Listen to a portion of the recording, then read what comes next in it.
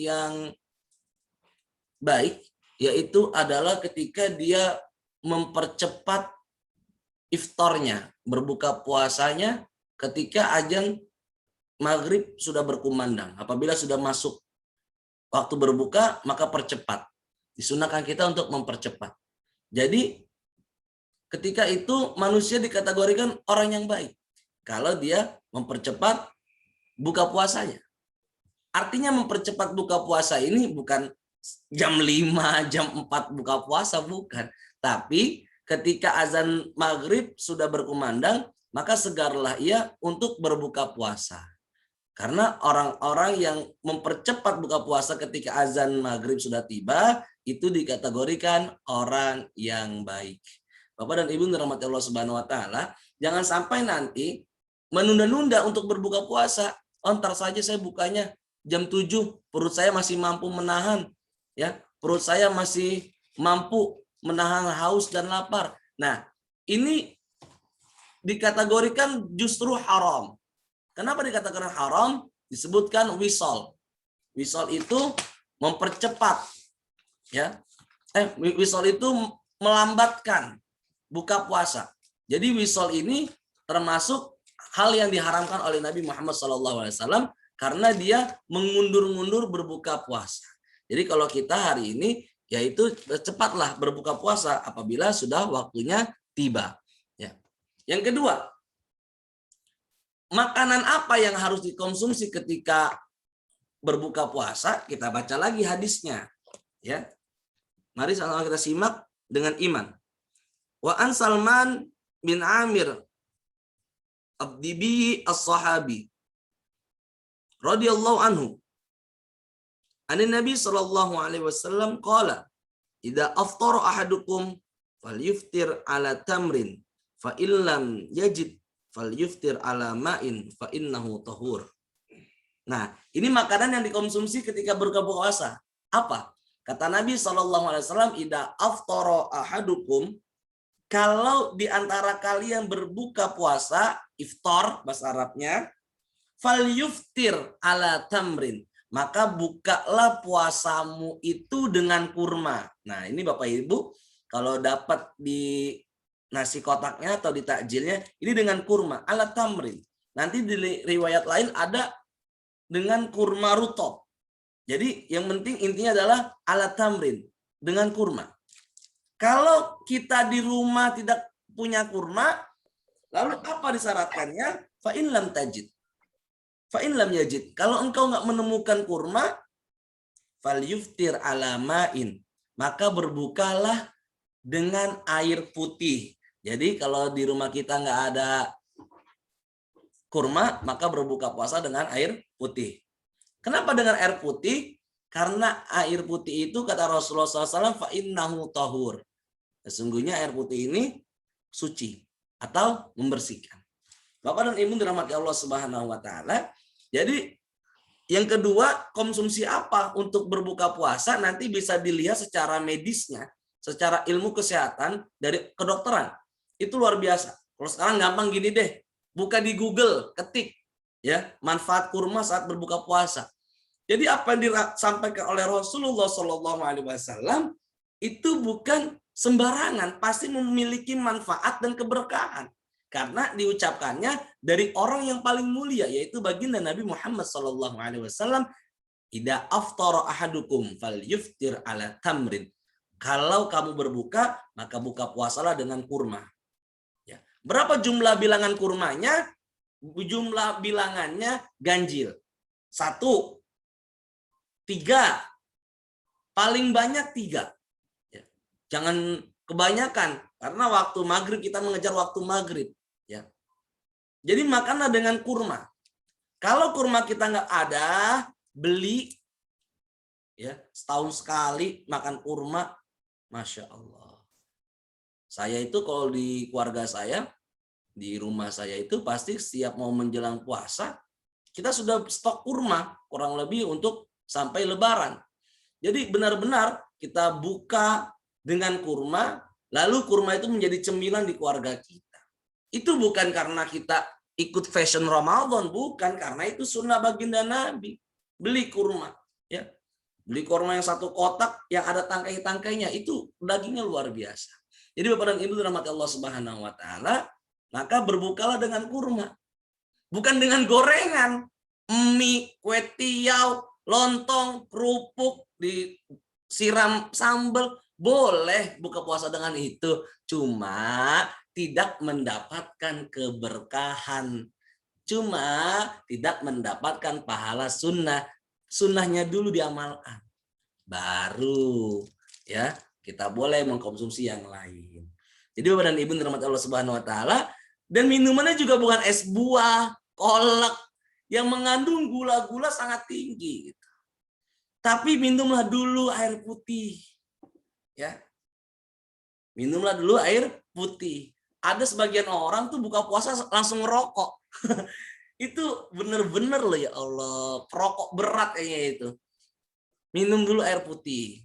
Karena air putih ini fa innahu tahur. Ya, sesungguhnya air putih ini mensucikan. Jadi Bapak dan Ibu dirahmati Allah Subhanahu wa taala, di Islam ini ada yang namanya sebuah sunnah. Sunnah itu apa yang diucapkan sama Nabi, apa yang dilakukan sama Nabi, dan apa yang ditetapkan oleh Nabi Shallallahu alaihi wasallam. Dan kurma ini yang menjadi perkataan Nabi, Nabi mengucapkan, lalu Nabi juga mengerjakan. Maka ketika kita melakukannya, kita mendapatkan pahala sunnah.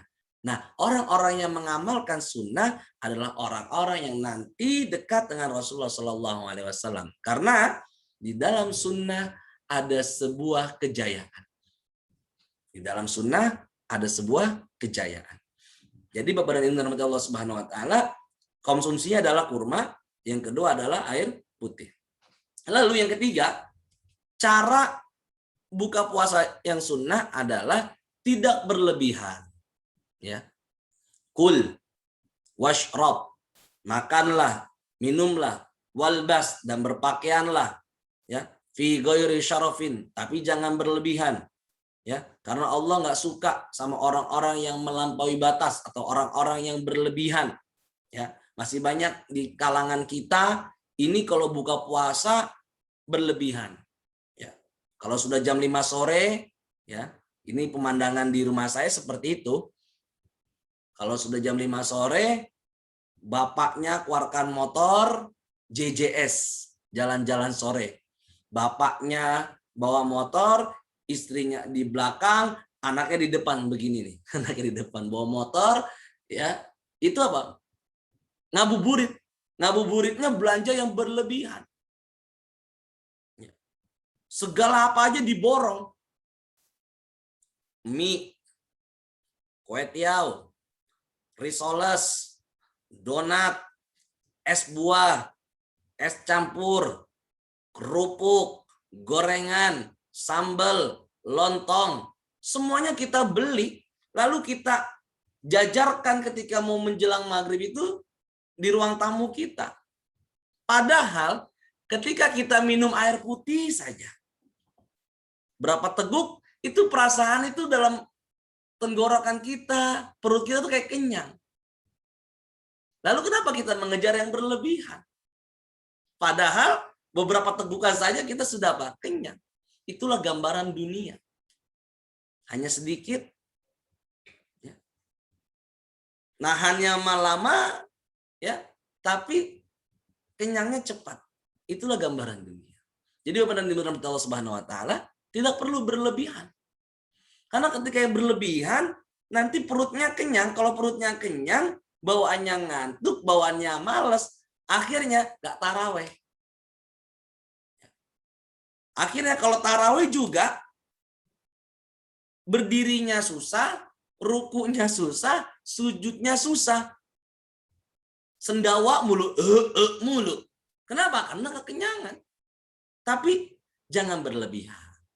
Boleh makan, jangan berlebihan, nanti dilanjutkan kembali setelah melaksanakan sholat tarawih. Bapak dan Ibu dirahmati Allah Subhanahu wa taala.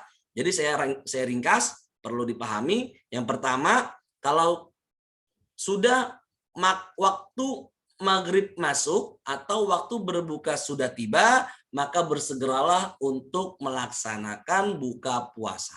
Jangan ditunda-tunda, bahkan ditahan-tahan sampai malam, itu nanti menjadikan kita wisol. Apa itu wisol? Melanjut kembali berpuasa. Itu hukumnya haram. Nabi melarang.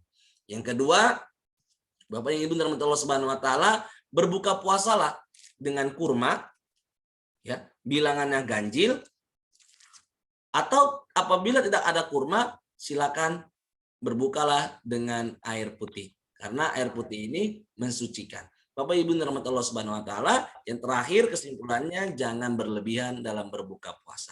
Mudah-mudahan puasa saya, puasa ibu, puasa bapak semua diterima oleh Allah Subhanahu wa taala. Amin. Mudah-mudahan segala harapan kita, doa-doa kita, cita-cita kita yang kita panjatkan setiap harinya di bulan suci Ramadan, Allah ijabahi, Allah kabulkan.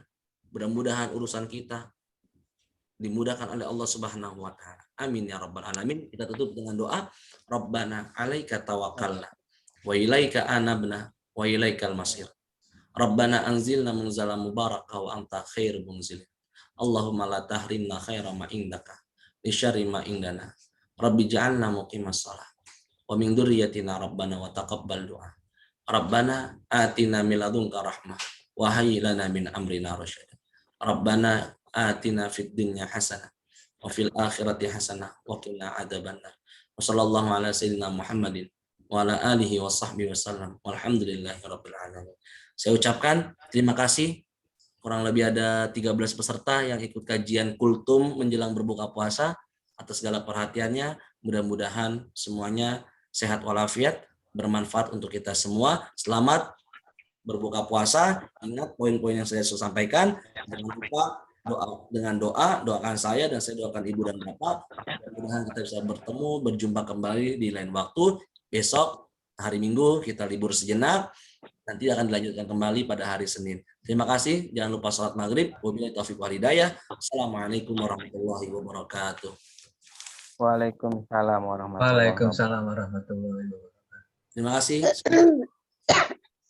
Assalamualaikum warahmatullahi wabarakatuh. Terima kasih Pak Ustadz. Sama-sama Pak. Terima kasih. Sama-sama. Baik, kita live ya. Sama-sama. Amin amin ya rabbal alamin. Qabul. Insyaallah insyaallah. Baik.